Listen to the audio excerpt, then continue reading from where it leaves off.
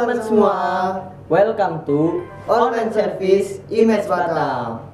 Jadi guys, di minggu kedua ini kita akan mempelajari firman Tuhan dengan tema Aku kuat karena Tuhan. Nah, Tuhan kita adalah pribadi yang kuat. Oleh karena itu, semua yang disertai oleh Tuhan semakin hari akan semakin kuat. Jadi, bagaimana supaya kita mengalami kekuatan dari Tuhan? Dan langkah apa saja yang harus kita lakukan untuk mengalami kekuatan dari Tuhan? Nah, semuanya itu bakal kita bahas di ibadah online minggu ini. So, buat teman-teman semua yang ada di rumah, siapkan hati kalian, pikiran kalian untuk fokus kepada Tuhan. Sebelum itu, kami berdua mau mengajak teman-teman semua yang ada di rumah untuk memuji dan memuliakan nama Tuhan bersama-sama. Oke teman-teman semua, let's worship God.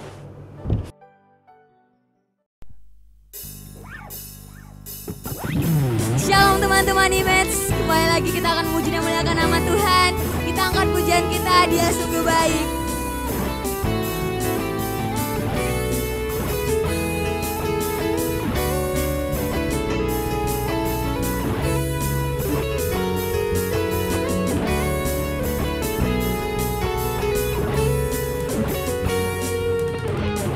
Dia mati bagiku, Dia bangkit bagiku, Dia Tuhan Allah penyelamatku.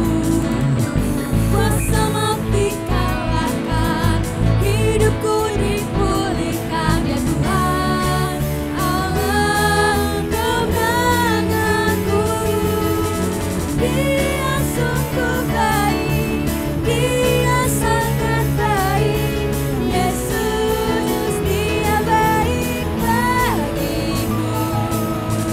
Dia sungguh baik, Dia sangat baik, Yesus Dia baik bagiku. Kita angkat pujian ini dengan lebih sungguh-sungguh dan penuh sukacita.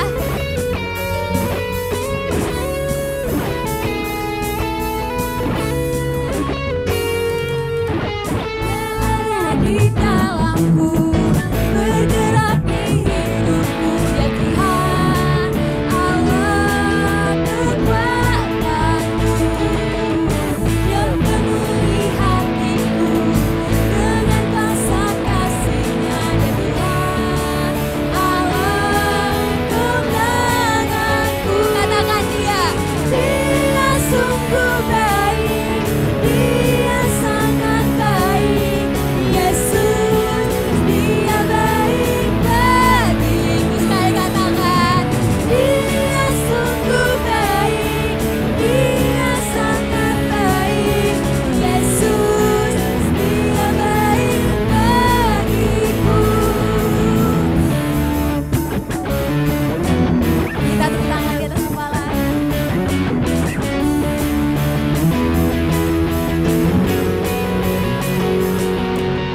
He's so good to you, He's so good to me, Jesus, He's so good to you and me. He's so good to you, He's so good to me, Jesus, He's so good to you and me. He is so good to you, He is so good to me, Jesus, He's so good to you and me. He is so good to you, He is so good to me, Jesus, He's so good to you and me. Jesus, He's so good to you and me. Jesus, He's so good to you. He's so good to me. He's so good to you.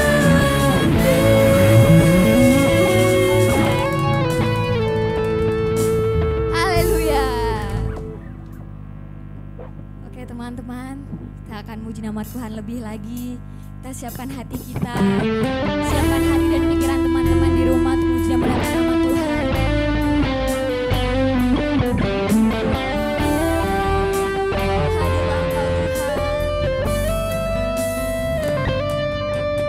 Hadirlah Engkau Tuhan.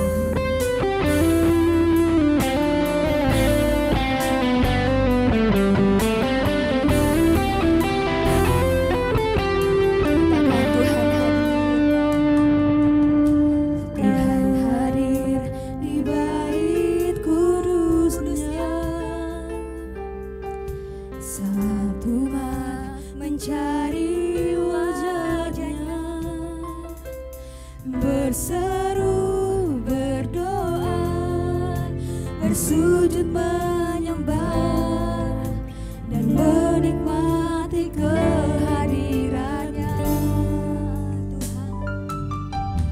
Tuhan mau dekat dengan umatnya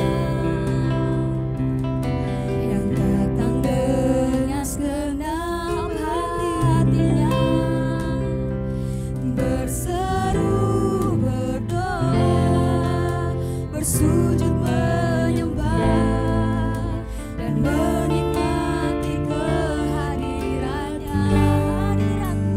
Hadiratmu memenuhiku,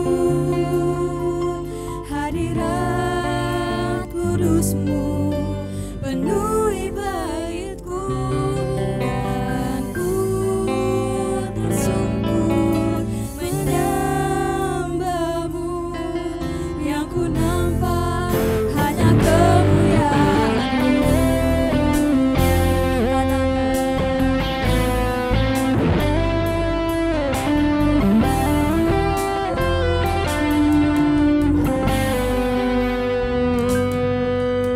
Tuhan mau dekat dengan umatnya yang datang dengan segenap hatinya,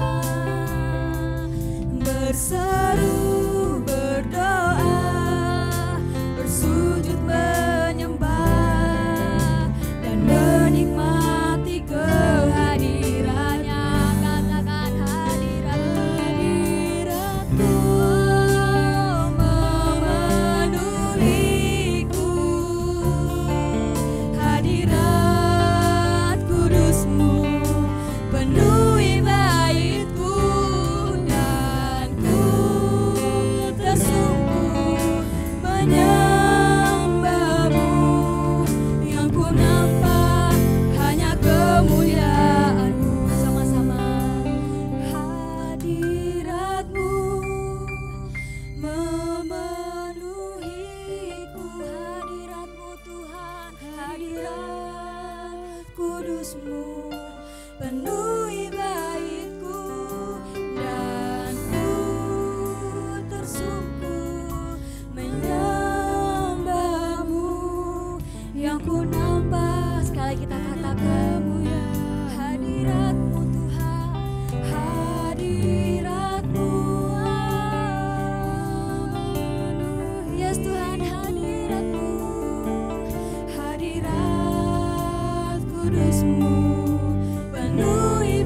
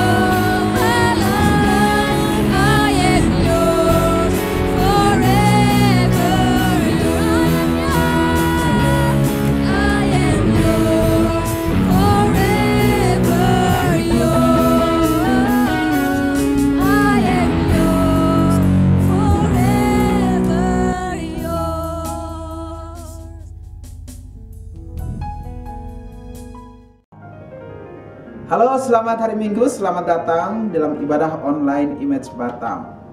Sebelum kita mendengarkan firman Tuhan, saya ingin mengajak kita semua untuk berdoa. Tuhan Yesus, terima kasih untuk hari yang indah di mana kami boleh belajar firman-Mu. Roh Kudus menolong kami untuk dapat mengertinya dengan baik. Saya berdoa kepada mereka yang mendengar di rumah. Tuhan memberkati mereka, memberi mereka telinga yang baik untuk dapat mendengarkan firman-Mu dengan baik.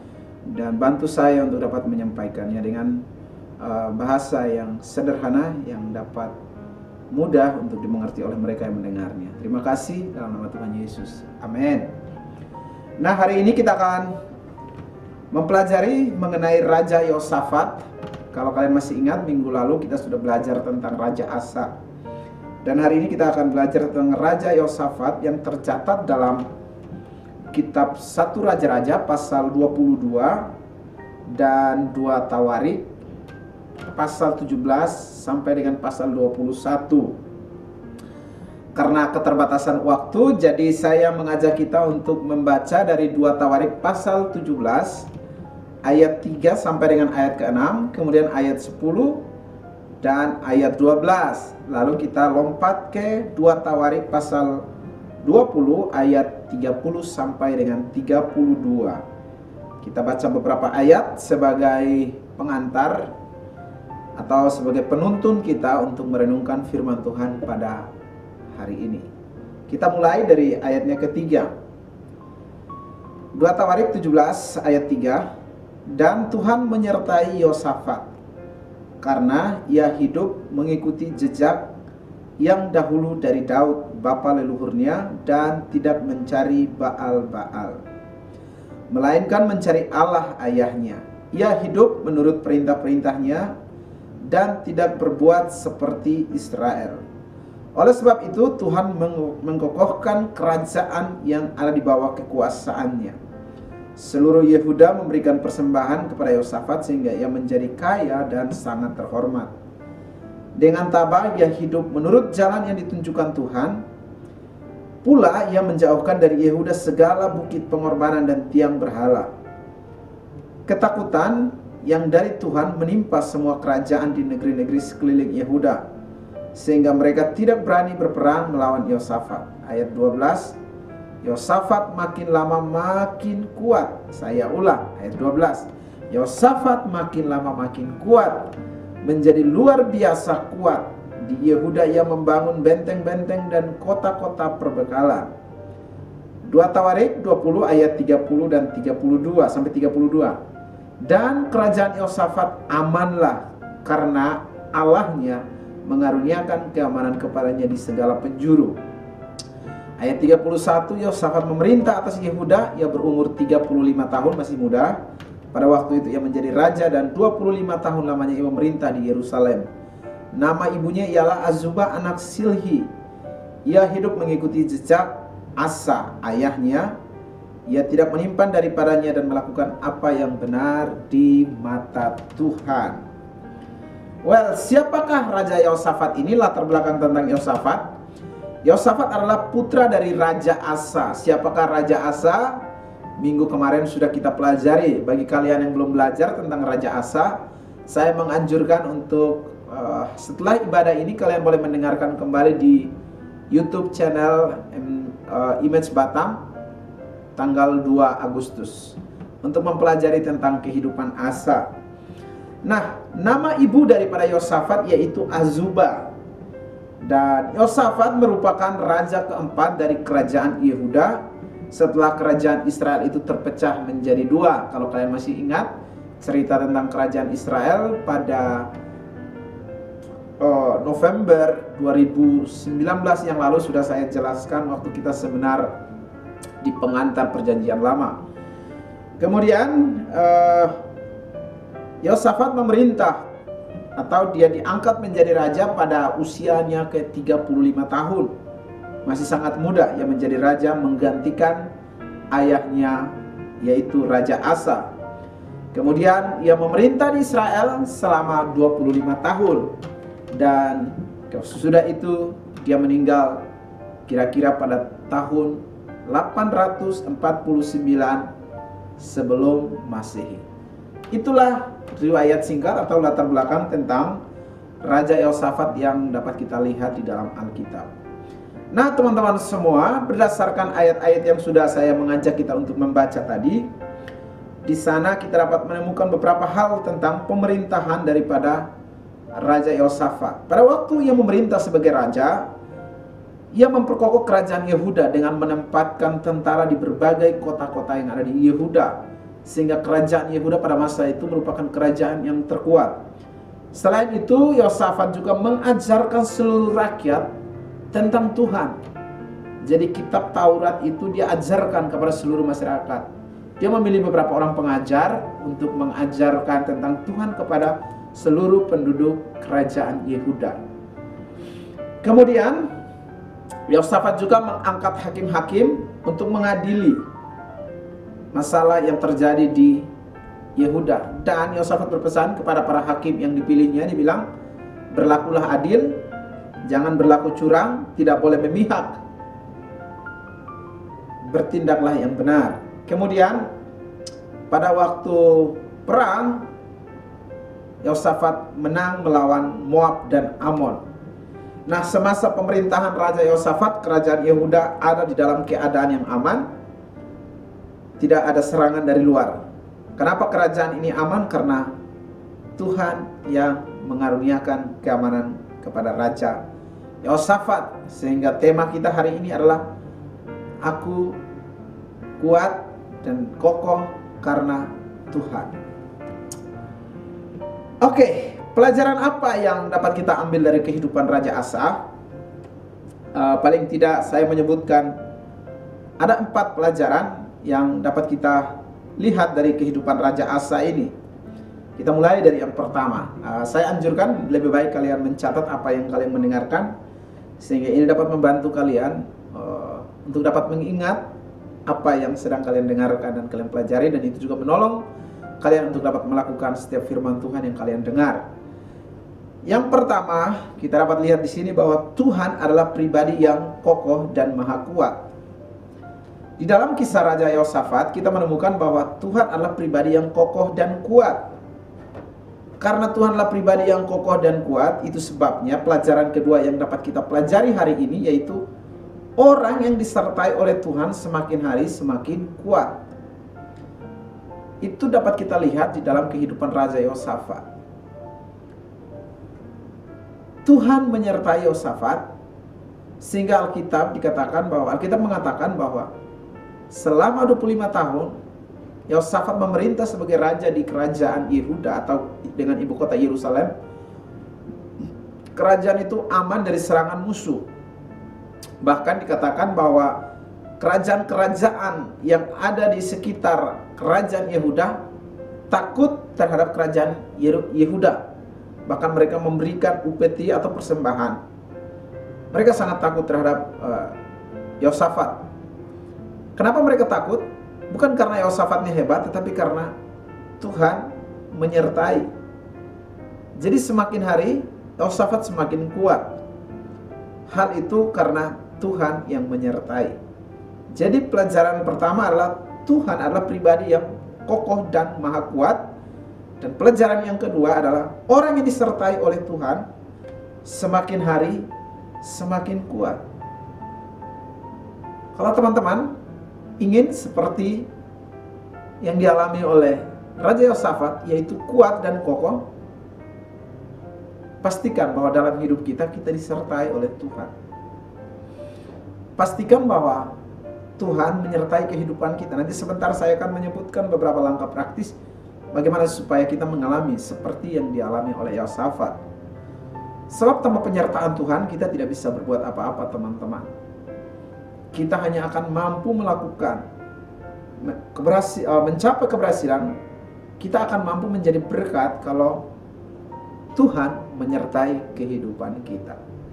Nah, pelajaran ketiga yang dapat kita pelajari dari kehidupan Raja Asa, yaitu orang yang disertai oleh Tuhan akan menjadi berkat bagi lingkungan sekelilingnya.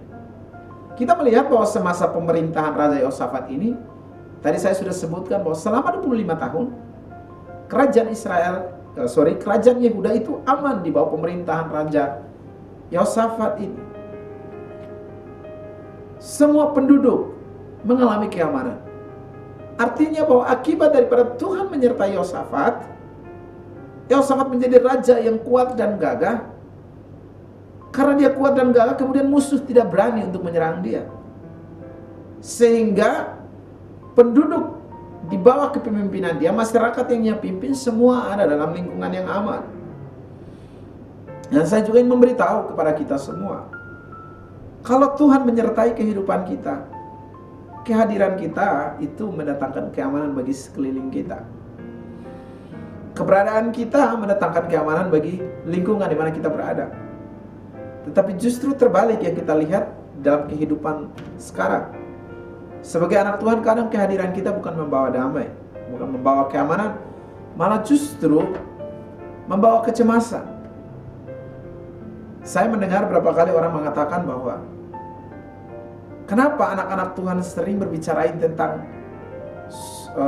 ganasnya COVID-19? Kenapa lebih banyak sering orang membicarakan tentang berita-berita buruk? Kenapa kita nggak bicarain tentang kebaikan Tuhan, tentang pemeliharaan Tuhan? Itu sebenarnya saya ingin berpesan bahwa pastikan dalam hidup kita ada Tuhan di dalam yang menyertai kita, sehingga setiap ucapan kita, sehingga semua kata-kata kita, semua keberadaan kita itu bukan membawa ketakutan, bukan membawa kecemasan, atau menularkan kekhawatiran, tetapi malah kehadiran kita membawa damai. Nah, untuk kita menjadi damai, menjadi berkat, solusinya adalah kita harus disertai oleh Tuhan. Itu sebabnya saya ingin berpesan kepada kita semua untuk membangun hubungan dengan Tuhan. Dan kalau Tuhan yang menyertai hidup kita, teman-teman semua, sudah pasti kita akan menjadi pelindung bagi orang-orang di sekitar kita. Kemudian pelajaran yang keempat yang dapat kita lihat dari kehidupan Yosafat adalah Tuhan bersedia menyertai orang yang hidup di dalam kebenaran. Kenapa Tuhan bersedia menyertai orang yang hidup dalam kebenaran? Karena Tuhan adalah kebenaran. Tuhan adalah pribadi yang benar. Itu sebabnya dia dekat dengan orang yang dia bersedia menyertai orang yang hidup dalam kebenaran. Karena kebenaran dan kejahatan itu berlawanan. Kebenaran dengan kejahatan tidak bisa nyatu menjadi satu. Itu sebabnya kalau kita hidup dalam kebenaran, sudah pasti Tuhan akan menyertai kita. Tetapi kalau kemudian kita hidup dalam kejahatan, keburukan, bukan karena Tuhannya tidak mau menyertai kita, tetapi kita sendiri menghambat penyertaan Tuhan. Teman-teman semua, kalau ingin disertai oleh Tuhan, supaya Anda mendapatkan kekuatan, hiduplah di dalam kebenaran. Itu caranya. Nah, sekarang bagaimanakah supaya kita dapat memperoleh kekuatan dari penyertaan, kekuatan dan penyertaan daripada Tuhan? Sekarang bagaimanakah caranya supaya kita mendapatkan kekuatan atau kita aman karena disertai oleh Tuhan? Saya ingin membagikan 3 langkah praktis yang akan kita lakukan dalam hidup kita supaya kita mendapatkan kekuatan penyertaan daripada Tuhan. Berdasarkan 2 Tawarik ayat 17, pasal 17 ayat 3 sampai ayat 4 dan ayat 6 yang sudah kita baca tadi, di sana kita akan mendapatkan 3 langkah praktis dari kehidupan Raja Yosafat, sehingga kalau kita lakukan dalam hidup kita, kita akan disertai oleh Tuhan. Kita mulai dari yang pertama. Langkah praktis pertama yaitu adalah ikutilah perilaku yang baik dan menjauhi perilaku yang buruk. Saya ulang. Langkah praktis yang pertama supaya kita disertai oleh Tuhan adalah ikutilah perilaku yang baik dan menjauhi perilaku yang buruk. Di dalam 2 Tawarik pasal 17 ayat 3 di sana ditulis begini. Dan Tuhan menyertai Yosafat. Tuhan menyertai Yosafat. Kenapa? Jawabannya di kalimat berikut. Karena ia hidup mengikuti jejak yang dahulu dari Daud. Perhatikan kata itu. Karena Yosafat hidup mengikuti jejak yang dahulu dari Daud. Apakah jejak yang dahulu dari Daud? Daud adalah raja kedua di kerajaan Israel sebelum kerajaan terpecah menjadi dua. Dan Raja Daud adalah orang yang berkenan kepada Allah. Raja Daud adalah orang yang senantiasa memuji Tuhan. Dalam kehidupan Raja Daud, Daud selalu mencari Tuhan. Karenanya Yosafat juga mengikuti jejak Raja Daud, yaitu mencari Tuhan. Gaya hidup Daud, perilaku kehidupan Daud yang suka mencari Tuhan, itu kemudian diikuti oleh Yosafat. Dan akibatnya Tuhan menyertai Yosafat. Nah, saya juga ingin memberitahu kepada kalian semua, kalau mau disertai oleh Tuhan, mengikutilah perilaku gaya hidup yang baik. Apakah itu? Yaitu gaya hidup yang senantiasa mencari Tuhan, yang berkenan kepada Tuhan. Akibatnya Tuhan akan menyertai kehidupan kita. Itu yang dilakukan oleh Yosafat. Dia mengikuti jejak ayahnya. Itu sebabnya kalau buat kalian yang punya kakak rohani, ayah rohani atau bapak rohani, pelajarilah gaya hidup mereka, bagaimana mereka berkenan kepada Tuhan. Atau paling tidak saya mendorong kalian untuk hadir di dalam komunitas-komunitas yang positif. Setiap membangun komunitas, kita di Image punya komunitas kesan. Hari ini kita tidak melakukan karena tidak bisa bertemu, tapi sedang dalam perencanaan untuk kita membuat secara online semua. So, saya mendorong kalian untuk tetap stay connect dengan komunitas yang sehat, sehingga hidup di dalam perilaku yang positif dan menghindari perilaku-perilaku yang negatif. Kita lihat bahwa Yosafat menjadi kuat, menjadi gagah, itu karena dia mengikut, salah satunya karena dia ngikutin gaya hidup daripada Raja Daud. Pesan saya adalah hati-hati dengan pergaulan, teman-teman. Kalian bergaul dengan pergaulan yang salah, otomatis gaya hidup perilaku kalian akan menjadi gaya hidup yang buruk. Tetapi kalau kemudian kalian mau bergaul dengan komunitas yang tepat, hidup kalian akan menjadi orang-orang yang baik, orang-orang yang berkenan kepada Tuhan. Hanya dengan demikian, Tuhan akan menyertai kehidupan kita. Itu sebabnya saya ingin pesan buat kalian yang sebentar lagi akan keluar kota untuk sekolah. Ini harus senantiasa kalian ingat, teman-teman. Carilah komunitas yang sehat, senantiasa connect dengan orang-orang yang di atas kalian, lebih tua dari kalian, yang menurut kalian kerohaniannya bagus, sehingga kalian dapat mengikuti teladan mereka, supaya kehidupan kalian aman di dalam penyertaan Tuhan. Sekali lagi, penyertaan Tuhan itu tidak terbatas. Penyertaan Tuhan itu luar biasa, dan Tuhan bersedia menyertai orang. Siapapun yang mau meminta penyertaan, Tuhan akan menyertai. Tetapi kita mesti sadar bahwa kita jangan sampai hidup di dalam dosa atau hidup dengan perilaku yang buruk, sehingga kelakuan kita itulah yang menghambat penyertaan Tuhan. Bukan Tuhan gak mau menyertai kita, tapi kitanya yang tidak mau disertai oleh Tuhan dengan cara hidup dengan perilaku yang buruk, gaya hidup yang buruk. So, saya mendorong kita hari ini, tinggalkan perilaku yang buruk. Kalau kalian dengar firman Tuhan sekarang dan kalian sadar dalam diri kalian ada perilaku-perilaku yang buruk, ada gaya hidup yang mungkin menurut kalian itu salah, segera ambil keputusan dan tinggalkan. Kemudian merubah gaya hidup kalian kepada perilaku atau gaya hidup yang baik. Nah, sekarang langkah yang kedua, yaitu mencari Allah. Dalam 2 Tawarik pasal 17 ayat 4, di bagian pertama, kalimat pertama dari ayat 4 dikatakan begini: melainkan mencari Allah ayahnya.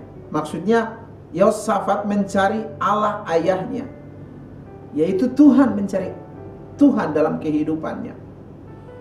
Langkah kedua yang mesti kita tanam dalam diri kita adalah senantiasa connect dengan Tuhan. Kalau tadi saya katakan bahwa connect dengan komunitas atau connect dengan manusia yang hidupnya punya gaya perilaku yang baik, tetapi yang keduanya adalah connect dengan Allah. Membangun atau mencari Allah, punya koneksi dengan Allah. Nah, bagaimana kita mencari Allah? Saya sudah sering katakan ini. Setiap pagi sebelum engkau beraktivitas, gunakanlah waktu untuk connect dengan Tuhan, yaitu dengan cara engkau baca Alkitab itu, engkau merenungkannya, kemudian engkau berdoa. Catat apa yang engkau baca dalam Alkitab. Mungkin engkau merasa baca 4 pasal terlalu capek, ya nggak apa-apa. Coba dengan 1-2 ayat atau 1 perikop. Kemudian catat, apa sih yang Tuhan sampaikan melalui ayat itu. Itu kita mencari Allah dengan membaca firman-Nya. Dengan demikian, gaya hidup kita ini akan disertai oleh Tuhan. Langkah yang ketiga, yaitu adalah hidup menuruti perintah Allah. Tadi saya sebutkan bahwa pada waktu engkau bangun pagi, yang perlu engkau cari lebih dahulu adalah firman Tuhan. Atau mungkin pagi engkau nggak bisa bangun, minimal malam sebelum tidur, atau siang sebelum makan siang, atau sesudah makan siang, atau jam istirahat bagaimanapun. Kalian harus punya waktu dengan Tuhan, merenungkan firman-Nya. Karena langkah ketiga yang dilakukan oleh Raja Yehosafat di sini adalah ia hidup menuruti perintah-perintah Allah. Dalam ayat 4 yang tadi disebutkan dengan demikian, hidup menuruti perintahnya dan tidak berbuat seperti Israel. Saya ulang, ia hidup menuruti perintahnya. Artinya Yehosafat hidup menuruti perintah Tuhan. Pertanyaannya, dari mana Yehosafat tahu tentang perintah Tuhan? Di dalam poin kedua tadi saya katakan bahwa Yehosafat mencari Allah. Kita nggak akan tahu tentang perintah Tuhan kalau kita nggak pernah mencari Tuhan dan belajar tentang aturan daripada Tuhan atau perintah daripada Tuhan. Itu sebabnya saya selalu mendorong kita untuk baca itu Alkitab. Dengan kalian baca Alkitab, kalian akan jadi tahu, oh ini perintahnya seperti begini. Zaman sekarang lagi ngetren drakor, drama Korea, atau apalagi bagaimana kecantikan atau bagaimana orang fashion segala macam itu, bagaimana supaya kamu berpenampilan menarik, kemudian mereka kasih tahu langkah-langkahnya dan kalian pelajari dan kalian mengikutinya dan mengikuti setiap langkah-langkah step untuk mendapatkan kecantikan. Setelah kalian melakukan itu, pasti untuk yang wanita-wanita, kalian akan berpenampilan cantik. Ada yang berpenampilan seperti artis-artis Korea. Wow, keren, karena kalian mempunyai gaya hidup itu. Tetapi pernah nggak kalian berpikir bahwa dalam hidup kalian sudahkah mengikuti langkah-langkah praktis yang akan menghantarkan kita untuk mengikuti apa yang Tuhan mau? Di dalam Alkitab, sehingga dari sana kita dapat menemukan perintah Tuhan, aturan-aturan Tuhan, supaya kita hidup di dalamnya. Karena setelah kita tahu tentang perintah Tuhan, larangan Tuhan, kita akan menghidupinya. Sehingga kita tahu membedakan mana yang dosa, mana yang bukan dosa. Dan kemudian kita hidup menjauh dari dosa. Dan kita hidup di dalam kebenaran. Saya ingin menutup dan saya ingin berpesan begini teman-teman. Saya akan menutup khotbah ini dengan pesan, orang yang hidupnya senantiasa mengikuti perilaku yang baik dan menjauhi perilaku yang buruk, orang yang senantiasa mencari Allah dan hidup menuruti perintahnya, orang itu disertai oleh Tuhan. Tuhan akan memberikan kekuatan kepadanya. Tuhan Yesus memberkati. Sampai bertemu di minggu depan. Mari kita berdoa. Tuhan, terima kasih untuk hari ini. Kami sudah belajar dari firman Tuhan.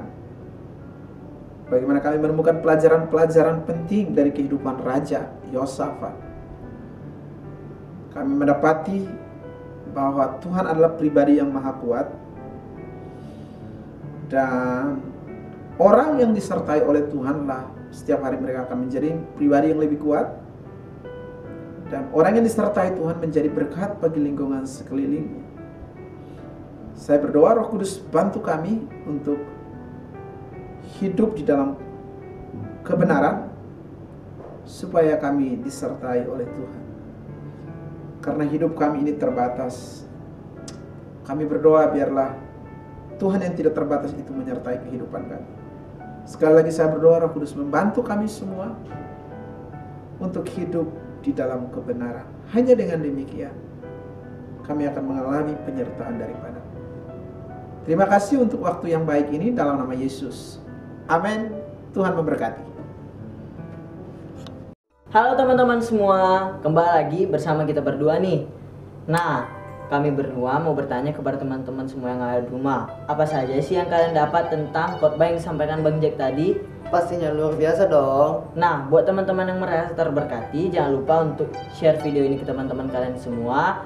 Dan buat kalian yang ingin sharing tentang firman Tuhan yang disampaikan Bang Jack, boleh DM Instagram kita di @imagebatam. Dan jangan lupa untuk like, komen, dan subscribe channel YouTube ini. Oke teman-teman semua, sampai di sini saja perjumpaan kita. Kembali lagi minggu depan jam 5:30 sore. Aku Steven Nathanael Lubis. Aku Andre. See you next week.